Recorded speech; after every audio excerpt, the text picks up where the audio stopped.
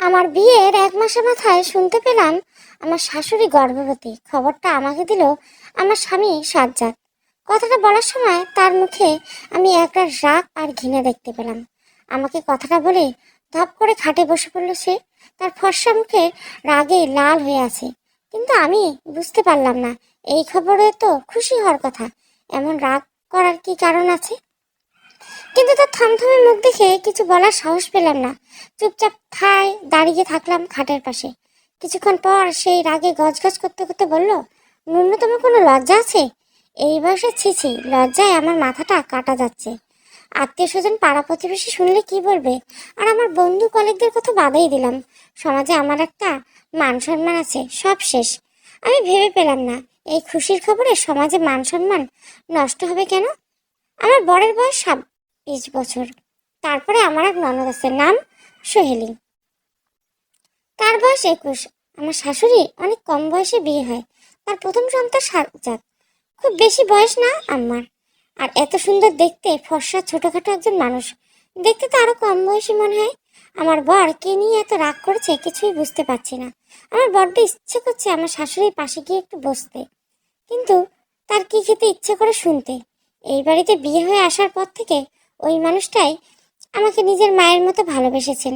আমি কি খেতে পছন্দ করি সব জেনে নিয়ে নিজের স্বার্থ মতো আমার সামনে হাজির করেছেন। এই 1 মাসে আমার শাশুড়িকে অনেক ভালোবেসে ফেলেছি আমি। সাজ্জাতের কথাগুলো শুনতে মোটেও ভালো লাগছে না, তাই চুপচাপ দাঁড়িয়ে থাকলাম আমি।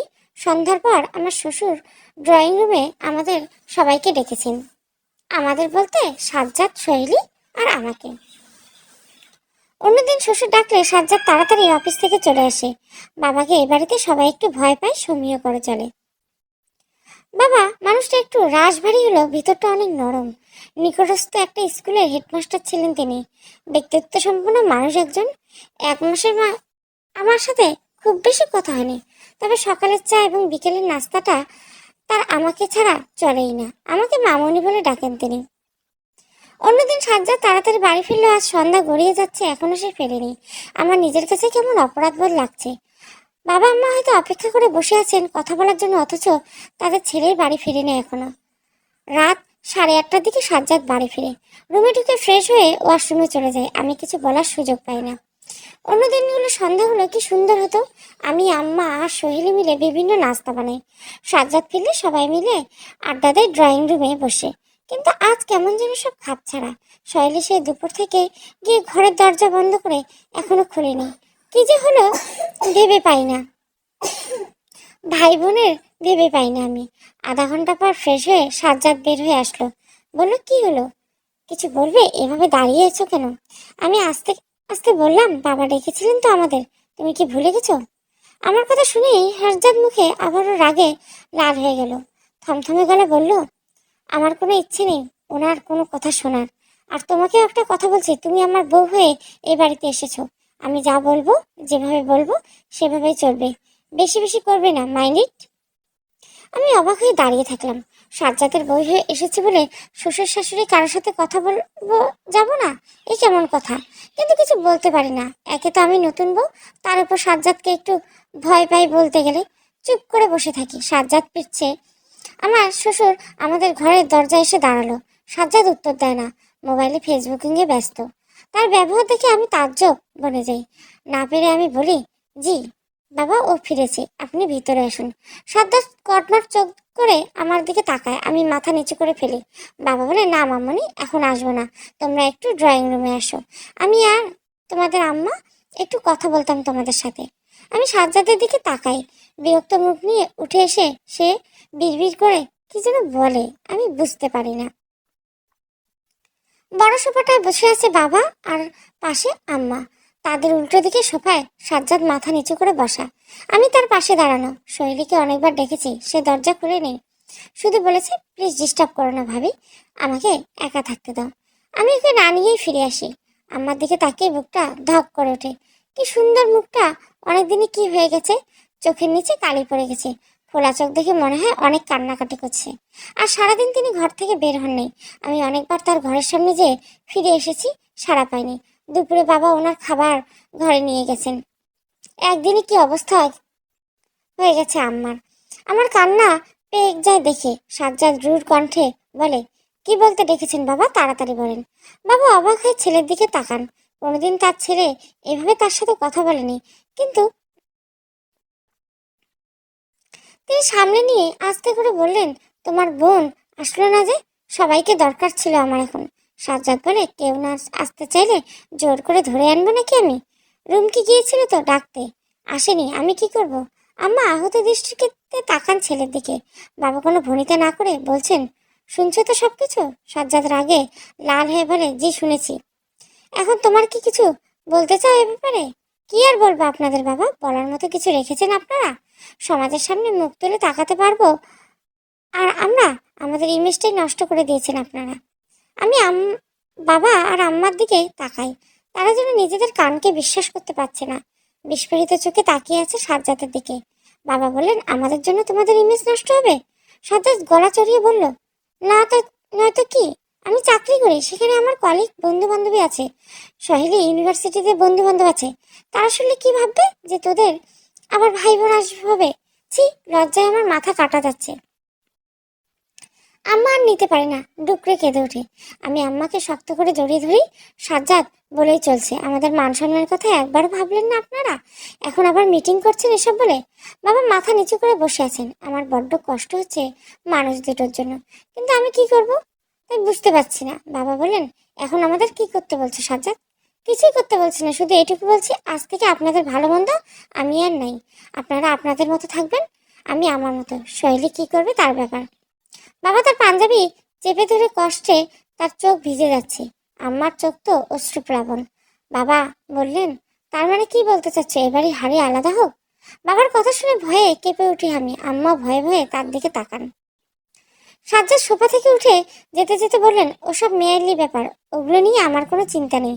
বাড়ি যেহেতু আপনাদের তো আমি বাড়ি থেকে বের করতে পারি না, তবে আপনাদের সাথে এক ছাদের নিচে বাস করা আমার ইচ্ছে করছে না।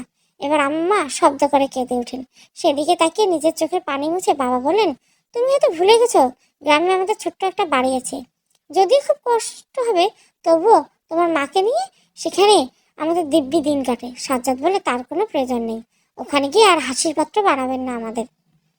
এই বলে হনহন করে ঘরে চলে যায় সাজ্জাদ। আমি কি বলবো ভাষা খুঁজে পাই না, শুধু মাকে শক্ত করে জড়িয়ে বসে থাকি। কেউ কোনো কথা বলতে পারি না, শুধু চোখের পানি ফেলি। এরপর বেশ কিছুদিন চলে যায়। বাড়িটা আর প্রাণ নেই আগের মতো। সাজ্জাদ শৈলী কেউ কথা বলে না বাবা আম্মার সাথে। তারা নিজেদের মধ্যে কেমন গুটিয়ে গেছেন। ঘর থেকে খুব প্রয়োজন ছাড়া বের হন না। মাঝে মাঝে বাবা ডাক্তারের কাছে নিয়ে যান আম্মাকে। সেদিন কোনো কারণে সাজ্জাদ শৈলীর সামনে পড়ে গেল। তার রাগ ঘৃণা নিয়ে তাকিয়ে তাকে বাবা আম্মার দিকে। কিন্তু আমি সাধ্যমতো চেষ্টা করি আম্মার সেবা করার। তার পছন্দের খাবার রান্না করে তাকে খাওয়াই, তার চুলে তেল দিয়ে বেনি করে দেয়। কিন্তু আম্মার মধ্যে আগের মতো আর প্রাণোচ্ছল ভাবটা নেই। কেমন মনমরা হয়ে থাকেন সবসময়। আমি আর বাবা অনেক চেষ্টা করি হাসি খুশি রাখার, কিন্তু খুব একটা সফল হয় না। সাজ্জাদ তো একদমই পছন্দ করে না আমি আম্মার জন্য এত কিছু করি। তাই সে বাড়ি আসার পর আমি খুব বেশি যেতে পারি না আম্মার কাছে। এভাবে আমাদের দিন কাটতে লাগলো। 7 মাস পর আম্মার শরীরটা অনেক খারাপ হয়ে গেল। পায়ে পানি এসে পা ফুলে গেছে, কিছুই মুখে তুলতে পারে না, বমি করে দেয়। সবসময় শরীর দুর্বল থাকে, হাঁটাচলা করতে পারে না। বাবা অনেক দুশ্চিন্তায় থাকেন তা নিয়ে। নিজে বিশ্রাম না নিয়ে আম্মাকে সেবা করেন। আম্মার পা টিপে দেন, মুখ তুলে খাইয়ে দেন, বমি করলে সব পরিষ্কার করেন।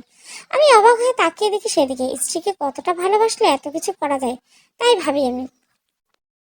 কিন্তু এত কিছু পরে সাজ্জাদ ও শৈলীর কারো মন গলাতে দেখা গেল না। আমি নিজের অপরাধ বোধে ভুগি সারা দিন সাজ্জাদের এই ব্যবহারে। এর মধ্যে আমার নিজের মা একদিন ফোন করে বলে, তুই কিছুদিন আমাদের বাড়ি থেকে ঘুরে যা। আমি বলি, মা কি বলো তুমি এসব? আমার এই অবস্থায় আমি তাকে রেখে কিভাবে বাড়ি যাই? তোর কি মাথা খারাপ হয়ে গেছে রুমকি? তোর বুড়ি শাশুড়ির বাচ্চা হবে আর তুই তার সেবা করবি? এরপর কি শাশুড়ির বাচ্চাও তুই মানুষ করে দিবি? তোর নিজের সংসার নেই? আমি অবাক হয়ে যাই মায়ের কথা শুনে। আমি বলি, আমার শ্বশুর শাশুড়ি স্বামী ননদ সবাইকে নিয়ে আমার সংসার মা। তুমি তো আমাকে কখনো এসব শিক্ষা দাওনি, তবে আজ কেন এসব বলছো? আর যদি প্রয়োজন পড়ে আম্মাকে সাহায্য করার জন্য আমি তো সন্তানকে লালন পালন করবো। আশা করি বুঝতে পেরেছো। মা কিছু বলার সুযোগ না দিয়ে ফোন রেখে দিই আমি। চারদিকে বাবা আম্মাকে নিয়ে অনেক হাসাহাসি চিৎকার করে সব কানে আসে আমার। এই তো সেদিন পাশের বাড়ির রাহেলা খালা আমাকে ডেকে বলে, কি গো বউ, শুনলাম তোমার শাশুড়ি নাকি পোয়াতি। আমি রাগ চেপে বলি, জি ঠিকই শুনেছেন। তা এই বয়সে বাচ্চার কাছে এ কেমন ধারা? আমি তার দিকে তাকিয়ে মুচকে এসে বলি, আল্লাহ সন্তান দেওয়ার মালিক, আমি আপনি তো কেউ না। তিনি চেয়েছেন, দিয়েছেন। উনি মুখ ঝামটা দিয়ে বলেন, বউ তো ভালোই ব্রেন ওয়াশ করেছে তোমার শাশুড়ি। আমার আম্মার হয়ে দুটো কথা বলাকে যদি আপনি ব্রেন ওয়াশ মনে করেন, তবে ঠিকই খালা আম্মা, এখন আমি আসি। এই বলে হনন করে চলে আসি আমি। পিছনে হাসির রোল পড়ে যায়। রাহেলা খালা আম্মা আরেকজনকে ডেকে বলেন, এসব দিনও দেখার ছিল। উত্তরে আরো কিছু বলে, আমি শুনতে পারি না সেসব, আমার কান গরম হয়ে আসে। এভাবে চলছিল আমাদের দিন। হঠাৎ একদিন সন্ধ্যায় আমি কিচেনে নাস্তা বানাচ্ছি, সাজ্জাদ এখনো বাড়ি ফেরেনি। সহেলি কিছুক্ষণ আগে ইউনিভার্সিটি থেকে এসে নিজের জন্য এক কাপ চা নিয়ে ঘরে বসে আছে। বাবা আম্মা ঘরে। আমার শরীরটা ইদানিং বেশ খারাপ দিকে, প্রায় হাঁপানির টান ওঠে। চেহারায় আগের সেই লাবণ্য নেই। তার পছন্দ মতো রান্না করার চেষ্টা করি আমি আমার সাধ্য মতো, কিন্তু তেমন কিছু মুখে তুলতে পারেন না। প্রায় দেখি বারান্দায় বসে আকাশের দিকে তাকিয়ে থাকেন। বাবা তখন মায়ের হাতটা ধরে বসে থাকেন। কেউ কোনো কথা বলেন না। আমি তাদের দিকে তাকে দীর্ঘশ্বাস ফেলে, কারণ শরীরের অসুস্থতা কাটিয়ে ওঠা যায়, মনের অসুস্থতা কাটানো যায় না। বাইরে মুষলধারে বৃষ্টি নেমেছে। শ্রাবণ মাস পড়েছে কয়েকদিন হলো। ভাবলাম এমন বৃষ্টির দিনে লুচি মুরগির মাংস বেশ ভালো লাগবে। কারণটা অবশ্য আম্মা। আম্মার খুব পছন্দ লুচির সাথে মুরগির মাংস। সাজ্জা তো খুব পছন্দ করে। আমি আর চিন্তা করেছি বাবা আম্মা সাজ্জাদ আর শৈলীকে একসাথে বসিয়ে খেতে দেব। সাজ্জাদ শৈলী কোনো বারণ শুনবো না আজ। একটু কঠোর আজকে আমি হবই। এসব ভাবছিলাম আর নাস্তা রেডি করছিলাম। এর মধ্যে বাবা এসে কিচেনের সামনে দাঁড়ান। মামুনি, একটু আমাদের ঘরে চলো তো, তোমার আম্মার শরীরটা কেমন করছে। আঁতকে উঠলাম আমি। বললাম, কি বলছেন বাবা, কি হয়েছে আম্মার? বাবা ভীত সম্ভ্রান্ত হয়ে বললেন, জানি না মামুনি, আমার মনে হয় এখনই হাসপাতালে ভর্তি করাতে হবে। আমি তাড়াতাড়ি করে হাত দিয়ে বাবার পিছু পিছু আম্মার ঘরে ছুটলাম। যে যা দেখলাম তা দেখার জন্য আমি প্রস্তুত ছিলাম না। দেখলাম আম্মা বিছানায় শুয়ে কাতরাচ্ছে আর জোরে জোরে সূরা পাঠ করছেন। তার ফর্সা মুখ লাল হয়েছে, ঘামে ভিজে গেছে। আমার হাত পা কাঁপতে থাকে। কি করব কিছুই বুঝতে পারছি না। আমি নিজেও একদম অনভিজ্ঞ। আমি বাবার দিকে তাকাই। তিনি ছুটতে যেয়ে আম্মার হাত ধরে বলেন, অনেক কষ্ট হচ্ছে তোমার? আমি আছি তো, কিচ্ছু হবে না তোমার। আমি কিছু হতেই দিব না তোমার। এক্ষুনি হসপিটালে নিয়ে যাব তোমাকে। একটু সহ্য করে আর আল্লাহকে ডাকো। আমার কথা বলতে খুব কষ্ট হচ্ছে। কাঁপা কাঁপা কণ্ঠে বললেন, আমার কিছু হয়ে গেলে আমার বাচ্চাটাকে তুমি দেখো সাজ্জাদের বাবা। বাবা শব্দ করে কাঁদতে থাকেন। আমি ছুটে আম্মার কাছে গিয়ে বসে বললাম, এসব বলবেন না আম্মা, আপনার কিছু হবে না। এগুলো বলেন আমাদের সাহস কমিয়ে দিবেন না আপনি। আমি আপনার ছেলেকে ফোন দিচ্ছি এক্ষুনি, ও অফিসে গাড়ি নিয়ে চলে আসবে। আম্মাকে বাবার কাছে রেখে আমি সাজ্জাদকে ফোন করি। একবার দুবার তিনবার, না, সাজ্জাদ ফোন তুলছে না। আমি বারবার চেষ্টা করতে থাকি, ফোনটা বেজে বেজে কেটে গেছে। রাগে আমার ফোনটা ভেঙে ফেলতে ইচ্ছে করছে। কি করবে দিশা না পেয়ে শৈলীর দরজা ধাক্কা দেয়। শৈলী, তাড়াতাড়ি এসো, দেখো মা কেমন করছে। দরজা খুলে বের হয়ে আসে শৈলী। আমাকে দিশেহারা দেখে ভয় পেয়ে যায়। ভীত হয়ে বলে, কি হয়েছে ভাবি, এমন করছো কেন তুমি? আমি শব্দ করে কেঁদে দেই। কথা জড়ায় যায় আমার। শুধু বলি, আম্মা যেন কেমন করছে শৈলী। তোমার ভাইয়াকে ফোন দিলাম, সে রিসিভ করছে না। এইটুকু শুনে শৈলী ছুটে আম্মার ঘরের দিকে গেল। পিছু পিছু আমি গেলাম। যে দেখলাম আম্মার অবস্থা আরো খারাপের দিকে। বাবা তার হাত পা তলায় তেল মালিশ করে দিচ্ছে। আমাদের দেখে উঠে দাঁড়ালেন। তিনি বললেন, সাজ্জাদ কি বললো মামনি, সে কি আসছে? আমি বললাম, না বাবা, ও ফোন তুলছে না, অনেকবার চেষ্টা করছে। বাবা আর কোনো কথা না বলে পাঞ্জাবির উপরে চাদর জড়িয়ে ঘর থেকে বের হয়ে গেলেন। আমি পিছন থেকে ডাকলাম, বাবা কোথায় যাচ্ছেন? বাবা বললেন, দেখি কিছু পাই কিনা, অটোরিক্সা বা সিএনজি। তোমরা একটু বসো তোমাদের আম্মার কাছে। কিন্তু বাবা, বাইরে তো অঝরে বৃষ্টি পড়ছে, এখন আপনি বাইরে যাবেন? বাবা চোখ মুছে যেতে যেতে বললেন, আমার আর কিছু করার নেই, তোমরা শুধু ওর খেয়াল রাখো। এই বলে হনন করে বেরিয়ে যান তিনি। আমি আবার ফিরে আসি আম্মার কাছে। যে দেখে আম্মা ছটফট করছে না, শৈলী তার পাশে বসে কান্না করছে নজরে। এই প্রথমবার আম্মার জন্য কাঁদতে দেখলাম শৈলীকে। ছোট্ট একটা বাচ্চা মেয়ের মতো কেঁদে যাচ্ছে সে। আমি তার পাশে বসে মাথা হাত রাখলাম। সাথে সাথে আমাকে জড়িয়ে ধরে চিৎকার করে কেঁদে উঠলো সে। বলল, ভাবি, আমি এতদিন অনেক অন্যায় করেছি মায়ের সাথে, কোনোভাবে ব্যাপারটা মেনে নিতে পারিনি। কিন্তু আজকে মায়ের এই অবস্থা দেখে নিজের প্রতি ঘৃণা হচ্ছে আমার। মনে হচ্ছে এই সব কিছুর জন্য হয়তো আমরাই দায়ী। মাকে আমাকে ক্ষমা করে দিবে? বলো না ভাবি, মা আগের মতো সুস্থ হয়ে যাবে তো? আর কষ্ট দিব না আমি মাকে। কোনোদিনও না। আমি বললাম, এখন এগুলো বলার সময় না শৈলী, শুধু আল্লাহকে ডাকো এখন, তিনি আম্মাকে আমাদের মধ্যে সুস্থ করে ফিরিয়ে দিবেন ইনশাআল্লাহ। আম্মা আর এই অবস্থার মধ্যে মেয়েকে দেখে একটু হাসতে চেষ্টা করেন। কথা বলতে খুব ইচ্ছে হচ্ছে তার। হাত বাড়িয়ে মেয়েকে কাছে ডাকেন। শৈলী বাচ্চা মেয়ের মতো মায়ের বুকে মাথা রেখে ফোপাতে থাকে, আর আম্মা নিজের শত কষ্টের মধ্যে মেয়ের মাথায় হাত বুলিয়ে দিতে থাকেন। আমার চোখ ফেটে কান্না আসে। ছুটে বারান্দা যেয়ে রাস্তার দিকে তাকাই, বাবা আসছেন কিনা দেখার চেষ্টা করি, কিন্তু বৃষ্টির বেগ এত বেশি, এর মধ্যে কোনো যানবাহন দূরে থাক, তেমন কোনো মানুষই দেখা যাচ্ছে না। আমার দুশ্চিন্তা বাড়তে লাগলো। সাজ্জাদকে আবার ফোন দেয়, এবার ফোন সুইচ অফ বলে। আমি আর নিতে পারছিলাম না, এত দুশ্চিন্তা। মায়ের ফর্সা মুখখানা যন্ত্রণায় নীল হয়ে গেছে। একবার সেদিকে যাচ্ছে আর একবার বারান্দায় শৈলের সরিষার তেল দিয়ে আম্মার পায়ে পাতা মালিশ করতে করতে জোরে জোরে হঠাৎ আমার মনে হলো আমার নিজের মাকে একটা ফোন করে দেওয়া দরকার ছিল এতক্ষণ। আমাদের বাড়ি এখান থেকে বেশি দূরে না, আমার ভাইয়ের নিজের গাড়ি আছে। দূর, এতক্ষণ কেন মনে এলো না এই কথা? ওদের চিন্তার সময় মাথা এলোমেলো হয়ে যায়। দুইবার রিং হওয়ার পর মা ফোন ধরে। আমি বললাম, মা, ভাইয়া কোথায়? মা উদ্বিগ্ন হয়ে বলেন, কি হয়েছে মা, তোর কণ্ঠ এমন শোনাচ্ছে কেন? কোনো সমস্যা? মা, বেশি কথা বলার সময় নেই, আমার অবস্থা খুব খারাপ। সাজ্জাদ তো বাড়ি ফিরে নেই, ফোন সুইচ অফ। এই বৃষ্টির মধ্যে বাবা বের হয়েছে, সিএনজি খুঁজছে। ভাইয়াকে বলো না এক্ষুনি গাড়ি নিয়ে এই বাড়িতে চলে আসতে, আম্মা খুব তাড়াতাড়ি হাসপাতালে ভর্তি করাতে হবে। মা অস্থির হন শুনে বললেন, কিন্তু তোর ভাইয়া তো গাড়ি নিয়ে ঢাকার বাইরে গেছেন, আজ বিকেলে বন্ধুদের সাথে পিকনিক আছে। যে ভরসাটুকু ছিল শেষ হয়ে গেল। আমি মায়ের কথা শুনে কিছু শুনতে পাচ্ছিলাম না। মা হেলো হেলো করে যাচ্ছেন আর আমার কানে কিছু যাচ্ছে না। আমি আবার ছুটে আম্মার কাছে আসি। আম্মা এবার কেমন নিস্তেজ হয়ে পড়েছেন। শৈলী ভীতু ভীতু চেহারা নিয়ে বসে আছেন। আমাকে দেখে বলল, ভাই, মা এমন নিস্তেজ হয়ে গেলেন কেন? কি করবো আমরা এখন? আমি শৈলীকে শান্ত হতে বললাম। আমার মাথায় হাত বুলিয়ে দিলাম। তার 10 মিনিটের মাথায় বাবা ফিরলেন। একদম ভিজে গেছেন তিনি। পরনে পাঞ্জাবি চাদর ভিজে শৈলের সাথে লেপটে গেছে। এসেই বললেন, মামুনি, আর দেরি করে যাবে না, একটা অটোরিক্সা পেয়ে গেছি, রাস্তায় দাঁড়িয়ে আছে, আস্তে আস্তে করে তোমার আম্মাকে নিয়ে যেতে হবে রাস্তা পর্যন্ত। সাজ্জাদ ফিরছেন। আমি মাথা নিচু করে বললাম, না বাবা, ওর ফোন বন্ধ। বাবা আর কিছু বললেন না, নিজেই আম্মাকে পাজাগুলো করে তুলে নিলেন। বললেন, তোমরা আসো, আমি যাচ্ছি। শৈলী বলল সেও যাবে। তার মাকে এভাবে পাঠিয়ে একা বাড়িতে থাকতে অস্থির লাগবে। আমি দীর্ঘশ্বাস ফেলে তার দিকে তাকালাম। বুঝতে পারলো, কিন্তু কিছুদিন আগে বুঝলো না। জানি না সাজ্জাদ কোন দিন বুঝবে কিনা। আমারও যে পোশাক ছিলাম তাই পরে রওনা দিলাম। যাওয়ার আগে সাজ্জাদের ফোনে একটা মেসেজ দিয়ে বললাম, আম্মাকে নিয়ে আমরা হাসপাতালে যাচ্ছি, তুমি চাইলে আসতে পারো। বাবা ড্রাইভারের পাশে বসছেন, আমি আর শৈলী আম্মাকে নিয়ে পেছনে। আমার মাথাটা আমি আমার বুকের সাথে চেপে রেখে শৈলী আমার পায়ের পাতা মালিশ করতে থাকে। বারবার ঘুরে আম্মাকে দেখছেন। আমি আমার হাতটা শক্ত করে চেপে ধরেই রাখি, কোনোভাবেই যেন তিনি সাহস না কমান।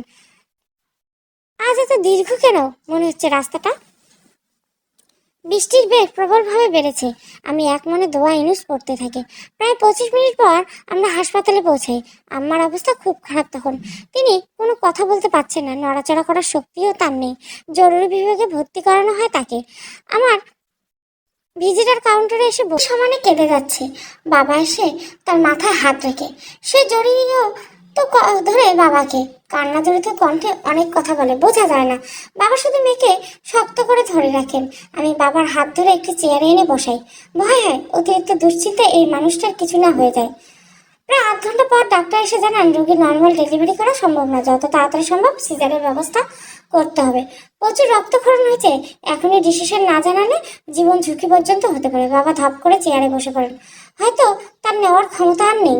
আমি বাবাকে বলি, বাবা আপনি ভেঙে পড়বেন না, ডাক্তারদের তাদের কাজ করে যাক, ইনশাআল্লাহ আম্মা সুস্থ হয়ে যাবে।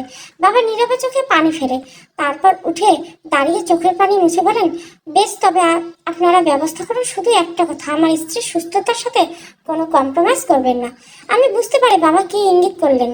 ডাক্তার বললেন, দেখুন, আমরা আমার সাধ্যমতো চেষ্টা করবো, বাকিটা সৃষ্টিকর্তার হাতে।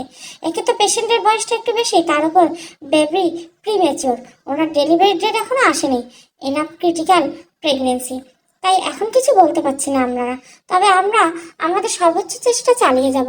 বাবা চুপ করে সব শুনলেন, কিন্তু কিছু বললেন না। আমি আর বাবা যে কাউন্টারে সব ফর্মালিটি শেষ করে আসি। আমার জমানো কিছু টাকা ছিল, আমি সাথে করে নিয়ে এসেছিলাম বুদ্ধি করে, সেই টাকাটা লাগলো এখন। বাবা আমার মাথায় হাত দিয়ে বললেন, তোমার এত ঋণ আমি শোধ করতে পারবো না মা। আমি তার হাতটা ধরে বললাম, তবে আর মা বলে ডাকেন কেন বাবা? মা হয়ে এইটুকু যদি সাহায্য করতে না পারি আর কি, শুধু একটাই চাওয়া আমার, আপনার আর আম্মার হাত সবসময় যেন আমার মাথার উপর রাখবেন, কোনোদিন আমাদের ভুল বোঝাবুঝি চলে যাবেন না। বাবা কিছু বলেন না, শুধু আমার দিকে তাকিয়ে চোখের পানি ফেলেন। আমাকে অপারেশন রুমে নেওয়া হয়েছে 15 মিনিট হলো। আমি আর শৈলী বসে আছি, শৈলী সমানে কেঁদে যাচ্ছে। আমি তাকে সান্ত্বনা দিয়ে যে দিতেও পারছি না, কি বলে যে সান্ত্বনা দিব। বাবা একটু বসেননি করিডোরে, মাথা থেকে ও মাথা পায়চারি করছে। আমি আবার সাজ্জাদকে ফোন ট্রাই করলাম, এখনো সুইচ অফ। আমি একটা দীর্ঘশ্বাস ফেললাম। তারপর প্রায় 45 মিনিট পর অপারেশন রুমে দরজা খুলে ডাক্তার বের হয়ে আসেন। বাবা উদ্ভ্রান্তের বড় ছুটে যান সেদিকে, আমি আর শৈলীও যাই বাবার পিছু পিছু। ডাক্তার, কংগ্রাচুলেশন, আপনার একটি পুত্র সন্তান হয়েছে। আমরা আলহামদুলিল্লাহ বলে বাবা অস্থির হয়ে বলেন, আর আমার স্ত্রী কেমন আছে? ডাক্তার কিছুক্ষণ চুপ থাকেন, তাকে চুপ করে থাকতে দেখে বাবা আরো অস্থির হয়ে যান। কি হলো ডাক্তার, কথা বলছেন না কেন? কিছু বলুন আপনি। ডাক্তার আস্তে করে বলেন, ওনার অবস্থা বেশি ভালো না, প্রচুর রক্তক্ষরণ হয়েছে, আমরা রক্তের ব্যবস্থা করছি, তবু বেশি শরীর বেশ দুর্বল, সার্ভাইভাল চান্স 50-50। এই বলে প্রস্থান করেন তিনি। বাবা কিছু বলেন না, কাঁপা কাঁপা পায়ে এসে একটা চেয়ারে বসলেন। আমি আর শৈলী এসে বাবার হাত ধরে, আল্লাহকে ডাকা ছাড়া আর কিছু করার নাই আমাদের। কতক্ষণ আমরা এভাবে বসেছিলাম দাঁড়িয়ে, বেশ কিছুক্ষণ পর নবজাতকের কান্না শব্দে দাঁড়াই। আমি আর শৈলী, নার্স এসে একটা ছোট্ট বাচ্চা নিয়ে অপারেশন রুম থেকে বেরোয়। শৈলী কাছে আমার ওড়না ছিল, কিন্তু সে এগিয়ে যাচ্ছে না দেখে তার কাছ থেকে ওড়নাটা নিয়ে আমি ছুটে গেলাম। বাচ্চাটা সমানে কেঁদে যাচ্ছে, আমার ওড়না পেঁচিয়ে কোলে নিলাম তাকে। অদ্ভুত ব্যাপার, মায়ের ওড়নার গন্ধটা মনে হয় চিনে গেছে এক নিমেষে বাচ্চাটা। ওড়নাটা আঁকড়ে চোখ পিটপিট করে তাকালো আমার দিকে। আমি হেসে দিলাম সেদিকে তাকিয়ে। শৈলী এতক্ষণে আমার পাশে এসে দাঁড়িয়েছে। আমি বললাম, কোলে নিবি তুমি? শৈলী আস্তে করে বলল, আগে বাবাকে দেখাবো ভাবি। আমি বাবার কাছে যেয়ে দাঁড়ালাম। তিনি তখনও ঝিম ধরে বসেছেন শূন্যের দিকে তাকিয়ে। বাবা, আমি ডাকতে বাবা তাকালেন আমার দিকে। আমি অন্যায় জড়ানো বাচ্চাটাকে তার দিকে এগিয়ে দিলাম। বাবা কিছুক্ষণ তাকিয়ে থাকলেন সেদিকে, তারপর উঠে দাঁড়িয়ে ওকে কোলে নিয়ে শব্দ করে কেঁদে উঠলেন। তার কান্না দেখে আমি আর শৈলী চোখের পানি ঠেকাতে পারলাম না। বাচ্চাটা যেন নির্ভর, বুঝতে পারলো সে পরম নির্ভরতার আশ্রয়ে এসে গেছে। স্বস্তিতে ঘুমিয়ে পড়ল সে। বাবা আজান দিয়ে ওকে কোলে নিল।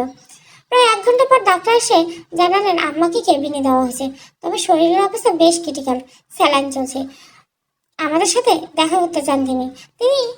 আমি সাজ্জাদকে ফোন দিলাম, এবার সাজ্জাদ ফোন ধরলো। সে জানালো মাত্র অফিস থেকে ফিরছে, জরুরি কাজে অফিসের বাইরে যেতে হয়েছিল তাকে।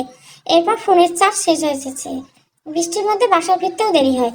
বাসায় এসে মাত্র ফোনে চার্জ দিয়ে আমার টেক্সট দেখেছে, আম্মার শরীর কেমন আছে জিজ্ঞাসা করলে। আমি তাকে সব জানি, যত তাড়াতাড়ি সম্ভব এখানে আসতে বলে। সাজ্জাদ ছোট্ট করে বলে, আসছি। আমাকে দেখে চমকে ওঠে, যদিও মুখটা বেশ মলিন লাগছে তার, তবু চেহারার মধ্যে এমন কিছু ছিল যা মুগ্ধ করে। অনেকদিন পর আম্মার এই লাবণ্য আমি দেখতে পেলাম। কেন জানি অজানা এক আশঙ্কা বুক ধক করে উঠলো আমার। আমার কথা বলতে পারছেন না, হাতে স্যালাইনের সুস কোনো রকমে ইশারা দিয়ে বাচ্চাকে কাছে চাইলেন তিনি। আমি এগিয়ে গেলাম তার কাছে, পরম মমতায় তার মাথায় হাত বুলিয়ে দিলেন তিনি। এরপর কপালে একটা ছোট্ট চুমু দিয়ে আমার হাতটা ধরলেন, আস্তে করে বললেন, শ্রাবণের অযোধ্যার রাতে আমার ছেলে পৃথিবীতে এসেছে, তার নাম রেখো শ্রাবণ। আমি মুচকি এসে সম্মতি জানালাম। এরপর আরো আস্তে করে বললেন, ওকে তোমার কাছে রেখো, ওর কোনো অযত্ন তুমি হতে দিও না মা, তাহলে আমি যে শান্তি পাবো না। আমার বুক কেঁপে উঠলো। কি বলছেন আম্মা এসব? কোথায় যাবেন তিনি? আমাকে কিছু বলার সুযোগ না দিয়ে শৈলীকে কাছে রাখলেন তিনি। শৈলী এসে ফুপিয়ে ফুপিয়ে কেঁদে উঠলো। আম্মা তার মাথায় হাত বুলিয়ে দিয়ে বললেন, বোকা মেয়ে, কেঁদো না, তোমার মা ক্ষমা করে দিও, তার জন্য তোমাদের অনেক সম্মানহানি হয়েছে। তোমাদের রাগ আমার উপরে, ও নিষ্পাপ শিশু, তোমাদের রক্ত, ওর কোনো দোষ নেই, কখনো অবহেলা করো না। শৈলী কাঁদতে কাঁদতে আমাকে বলে, ভাবি মা এসব কি বলছে? আমি তো কিছুই বুঝতে পারছি না। কোথায় যাবে মা? ও ভাবি, চিৎকার করতে থাকে সে। আমি কাঁপা কাঁপা হাত ধরে শৈলীকে জড়িয়ে ধরি। বাবা এতক্ষণ দরজায় দাঁড়িয়েছিলেন মাথা নিচু করে। আম্মা আস্তে করে আমাদের যা যা বলছেন উনি সবকিছু শুনতে পাননি। আম্মা বলেন সাজ্জাদ আসেনি? আমি মাথা নিচু করে বললাম, আম্মা ও আসছে পথে। আম্মা মুচকে হাসলেন, এরপর বললেন, তোমাদের বাবার সাথে আমার কিছু কথা আছে, তোমরা বাইরে অপেক্ষা করো, শ্রাবণ আমার কাছেই থাকো। শৈলী কিছুতেই যাবে না মাকে ছেড়ে। আমি তাকে বাইরে নিয়ে আসলাম জোর করে। বাবার সাথে আমার কি কথা হয়েছে জানি না, মিনিট 5-এর মাথায় কেবিন থেকে উদ্ভ্রান্তের মতো বাবা দৌড়ে আসলেন। আমরা পিছন থেকে ডাকলাম, বাবা কোনো কথাই শুনলেন না। ডাক্তার নিয়ে 2 মিনিটের মাথায় ফিরলেন তিনি। আমরা পিছু পিছু গেলাম। ডাক্তার পরীক্ষা করে জানালেন আম্মা আর নেই। রাত 12টা 45 মিনিটে আম্মা আমাদের ছেড়ে চলে গেলেন। পাথরের মূর্তির মতো দাঁড়িয়ে আছি আমরা 3জন, বাবা, আমি আর শৈলী। ছোট্ট শ্রাবণী এখনো আম্মার কোলে গুটি গুটি হয়ে শুয়ে আছে পরম স্বস্তিতে। দুনিয়াতে সব থেকে শান্তির স্থান যে দুনিয়া থেকে চিরতরে বিদায় নিচ্ছে, তা তার ছোট্ট মস্তিষ্ক এখনো ধরতে পারেনি। আমরা যেন সবকিছু কল্পনা মনে হচ্ছে। এমন মনে হচ্ছে যে একটু পরে ঘোর ভেঙে যাবে আর দেখতে পাবো আম্মা খুশিতে ঝলমলিয়ে হাসছে আর ছোট্ট শ্রাবণকে কোলে নিয়ে। শৈলী আমাকে জড়িয়ে ধরে থরথর করে কাঁপছে। তার এখনো বিশ্বাস হচ্ছে না যে আর কোনোদিন মা বলে কাউকে ডাকতে পাবে না। কাঁদতে যেন ভুলে গেছে সে। একজোড়া লাল বিস্ফোরিত চোখ তাকিয়ে আছে মায়ের দিকে, আম্মার মুখের দিকে তাকিয়ে কলিজাটা মোচড় দিয়ে উঠলো আমারও। এখনো যেন এক চিলতে মিষ্টি হাসি ছুঁয়ে আছে তার সারা মুখ জুড়ে। কি সুন্দর লাগছে তার মুখটা। বাবার দিকে তাকানোর সাহস হলো না আমার। বাবার ওই চোখ জোড়ার দিকে আমি আর তাকাতে পারবো না, সে সাহস আমার নেই। শুধু দেখলাম কাঁপতে কাঁপতে ধপ করে আম্মার পাশে যেয়ে বসে পড়লো। আমি শ্রাবণকে কোলে তুলে নিলাম, শৈলীকে জড়িয়ে ধরে আস্তে আস্তে কেবিন রুমের বাইরে চলে আসলাম। মায়ের কোল থেকে সরাতে একটু নড়ে চড়ে কেঁদে উঠলো বাচ্চাটা। পিছনে ঘুরে একবার তাকালাম, বাবা আম্মার হাত ধরে চুপচাপ বসে আছে। হাতটা মনে হয় এখনো মমতার উষ্ণতায় তপ্ত। বাইরে এসে দেখি মাত্র সাজ্জাদ এসে পৌঁছেছে। আমাদের দেখে ছুটে আসলো সে। শৈলী তখনও ধাতস্থ হতে পারেনি, এক নাগাড়ে থরথর করে কেঁপে যাচ্ছে সে। সাজ্জাদ আমার পরে থাকা শ্রাবণকে একটা নজর দেখলো, কোনো প্রতিক্রিয়া না দেখিয়ে, রুমকি মা কোথায়, কেমন আছে? আমি চুপ করে মাঠের দিকে তাকিয়ে থাকি। কিছুতেই চোখের পানি সংবরণ করতে পারছি না। ঠোঁট কামড়ে নিচের দিকে তাকিয়ে চোখের পানি ফেলে সাজ্জাদ আমার কাছে উত্তর না পেয়ে শৈলীর দিকে তাকায়। তার রক্তিম চেহারা দেখে ভয় পেয়ে যায় সাজ্জাদ। হালকা চিৎকার করে বলে, কেউ কি দয়া করে বলবি মা কেমন আছে এখন? কি হয়েছে মায়ের? শৈলী কাঁপা কাঁপা দৃষ্টিতে ভাইয়ের দিকে তাকায়। কয়েক সেকেন্ডে কেউ কোনো কথা বলে না। সাজ্জাদ অসহিষ্ণু হয়ে শৈলীর 2 বাহু চেপে ঝাঁকি দেয়। চুপ করে আছিস কেন, বল না কিছু। তার গলায় কান্নার স্বর। শৈলী আর থাকতে পারে না, ভাইয়ের বুকে ঝাঁপিয়ে পড়ে চিৎকার দিয়ে কাঁদতে থাকে। কান্নায় দমকে কথা বলতে পারে না। সাজ্জাদ মনে হয় কিছু বুঝতে পারে। অসহিষ্ণু সাজ্জাদ হঠাৎ শান্ত হয়ে যায়। কাঁপা কাঁপা হাত ধরে বোনকে জড়িয়ে ধরে শৈলী সমানে চিৎকার করে যাচ্ছে, ভাইয়ারে আমাদের সর্বনাশ হয়ে গেছে, আমাদের সব শেষ হয়ে গেছে। মা আর নেই রে, আমাদের মা আমাদের উপর অভিমান করে অনেক দূরে চলে গেছে। শৈলীর কণ্ঠে কি ছিল আমি জানি না। 9টা মাসের পরিচিত সাজ্জাদকে আমার অপরিচিত লাগছে। যাকে কখনো কাঁদতে দেখিনি আমি এই কয়েক মাসে, সে ছোট্ট বাচ্চাদের মতো হাউমাউ করে কেঁদে উঠলো। ছুটে কেবিনের রুমে দিকে যায় সে। আমিও যাই পিছু পিছু। যে দেখি বাবা এখনো আম্মার হাত ধরে বসে আছেন। তার দিকে এক দৃষ্টিতে তাকিয়ে থেকে তার চোখে পানি নেই, তবে মুখে এমন কিছু ছিল যা দেখলে যে কোনো পাষাণের চোখে পানি চলে আসবে। সাজ্জাদ আম্মার কাছে মেঝেতে পা ছড়িয়ে বসে পড়ে। পা দুটো 2 হাত দিয়ে আঁকড়ে অজস্র চুমু দিতে থাকে। চিৎকার করে বলে, কেঁদে ওঠে, মা গো, ও মা, আমারে তুমি ক্ষমা করে দাও মা। আমি তোমার পাপী ছেলে গো মা। আমি আর কোনোদিন তোমারে কষ্ট দেব না। তুমি আমার ছেড়ে এইভাবে চলে যেও না। আমারে তুমি ক্ষমা করে দাও। হাউমাউ করে কাঁদতে থাকে সে। আমি সেদিকে তাকে ঝরঝর করে কেঁদে দিই। বাবা সাজ্জাদের দিকে তাকান না, তিনি কোনো দিকেই তাকান না। এক দৃষ্টে তিনি তার প্রিয়তমাকে শেষ দেখা দেখে নিচ্ছেন। তার স্ত্রীর মুখে এক চিলতে হাসির দিক থেকে চোখ সরাতে পারছেন না। ততক্ষণে শৈলী এসে ভাইকে জড়িয়ে ধরছে পিছন থেকে। ছোট্ট শ্রাবণে হঠাৎ ঘুম ভেঙে যায়। সে হয়তো বুঝতে পারে মায়ের গন্ধটা আর পায় না। তার ঘুমের মধ্যে কি ঘটে গেল, সেও তার স্বরে চিৎকার করতে থাকে। 3 বোনের আত্মচিৎকারে হাসপাতালের বাতাস ভারী হয়ে উঠল। শুধু বাবা এক ফোঁটা চোখের পানি ফেলতে পারেন না, পাথরের মতো বসে থাকেন চুপ করে। শৈলী দৌড়ে যেয়ে বাবাকে জড়িয়ে ধরেন। বাবা কিছু বলেন না তাকে। দেখতে দেখতে 3টা দিন কেটে গেল। আম্মা আমাদের ছেড়ে চলে গেছেন। এই 3 দিনে বাবার আমাদের কারোর সাথে কোনো কথা বলেনি। বেশিরভাগ সময় জায়নামাজে বসে কাটিয়ে দেন। আবার কখনো বারান্দায় বসে আকাশের দিকে তাকিয়ে থাকেন। পার্থক্য শুধু একটাই, কিছুদিন আগে এখানে তিনি বসে থাকতেন তার প্রিয়তমার হাত ধরে, এখন একা। মাঝে মাঝে মাঝরাতে ঘুম ভেঙে গেলে দেখি বাবার ঘরে লাইট জ্বলছে, জানলা দিয়ে উঁকি দিয়ে দেখি উনি জায়নামাজে বসে কাঁদছেন, না হয় কোরআন শরীফ পড়ছেন। এই বাড়িটায় আগের মতো প্রাণ নেই। আমার সেই বালির জায়নামাজ, তসবির, পানের বাটা সবই আছে, শুধু মানুষটা নেই। এই 3 দিনের শ্রাবণ আমার কাছে থাকে সবসময়, শরীরে মাঝে মাঝে করে নেই। আমি তখন রান্না করে নিই, রাতেও আমার কাছে থাকে শ্রাবণ। সাজ্জাদ মায়ের মৃত্যুটা অনেকটা কাতর, এটা বোঝা যায়, কিন্তু এই কয়েকদিনে শ্রাবণকে একবারও ভালো করে পর্যন্ত দেখেনি সে। রাতে শ্রাবণ আমার কাছে থাকে, আমি অবাক হয়ে লক্ষ্য করি আমি শ্রাবণকে ঘুম পাড়াতে আমাদের ঘরে আসলে সাজ্জাদ বালিশ নিয়ে গেস্ট রুমে চলে যায়। আমি খুব অবাক হই ব্যাপারটা। এমন না যে শ্রাবণকে রাতে অনেক বিরক্ত করে, চুপচাপ ঘুমিয়ে থাকে, তারপরে সাজ্জাদ এমন কেন করছে। আমি ঠিক করছি আমার 3 দিনের মিলাদ হয়ে গেলে ওর সাথে খোলাখুলি এই বিষয়ে কথা বলবো আমি। মিলাদে আমার পরিবারের সবাই এসেছে। আমি খেয়াল করলাম আমার মা বেশ চুপচাপ, তেমন কোনো কথা বলছেন না। আমি শ্রাবণকে দেখালাম তাকে, সে কোনো প্রতিক্রিয়া দেখালো না। মিলাদ শেষ হয়ে যাওয়ার পর আমি শ্রাবণকে কোলে নিয়ে ঘুম পাড়াচ্ছিলাম, এর মধ্যে আমার মা আমাকে আলাদা করে ডেকে।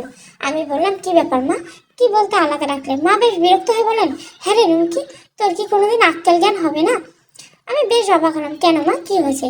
মায়ের রাগ যেন অজরে বেড়ে গেল, বেশ ঝাঁঝর সাথে বলতে লাগলো, বুঝতে পারছিস না কি হয়েছে? তোর নিজের সংসার নেই? কেন থাকবে না?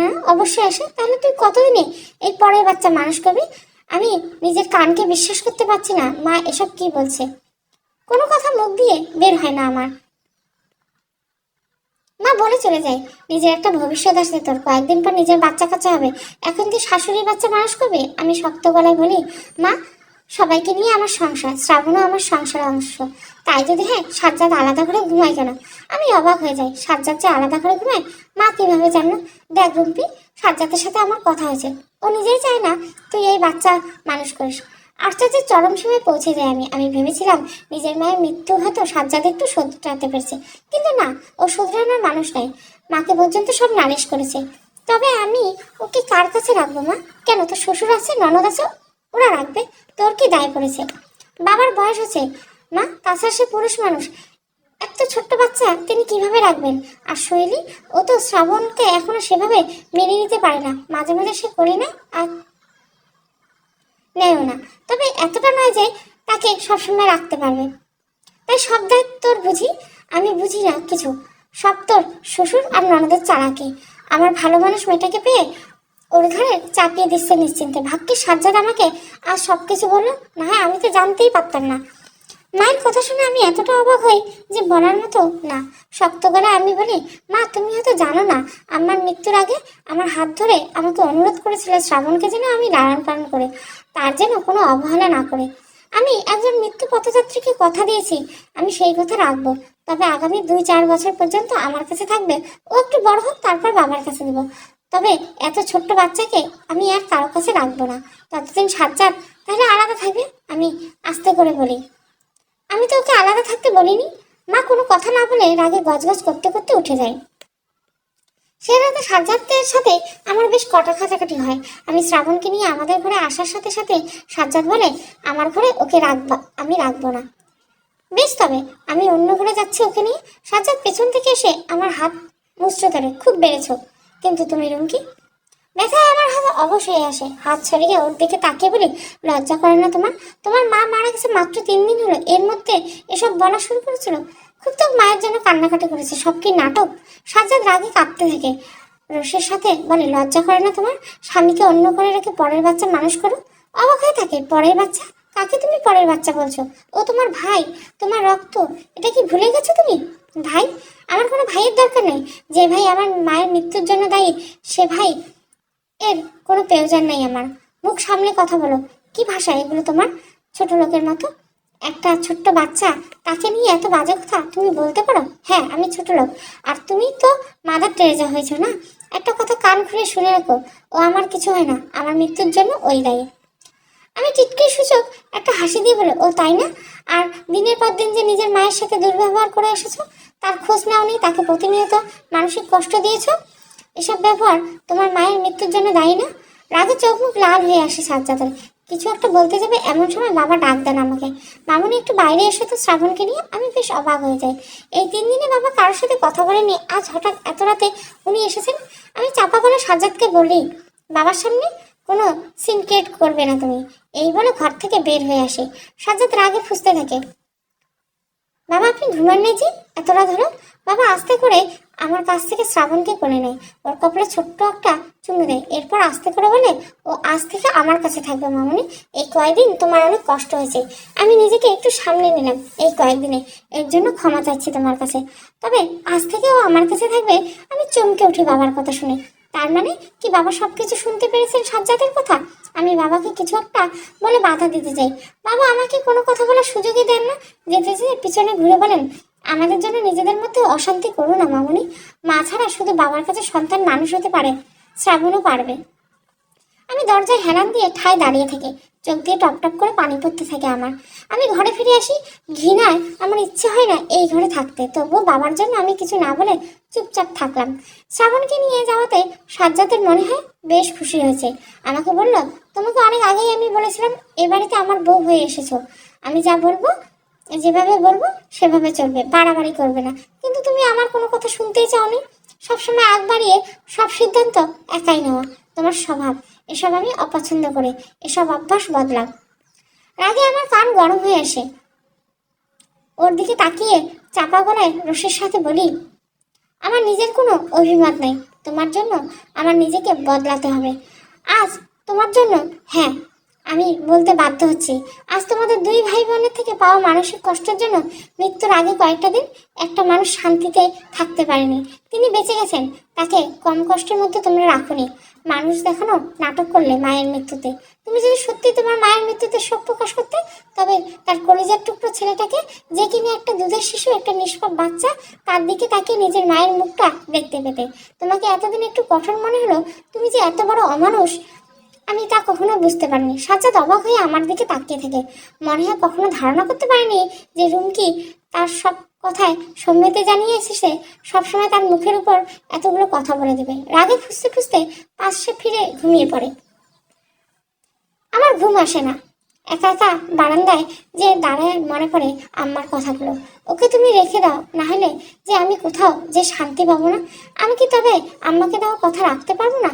চোখটা বন্ধ করলে আম্মার হাসি মুখটা ভেসে ওঠে, তিনি যেন আমার দিকে তাকিয়ে আছেন। আমি আকাশের দিকে তাকিয়ে থাকি, মনে মনে ভাবি, আমি কি কোনোদিন পারবো এই সংসারটাকে আগলে রাখতে? সাজ্জাদ শৈলী আর শ্রাবণের মাঝে বন্ধন তৈরি করতে, বাবার মুখে আবার হাসি ফোটাতে।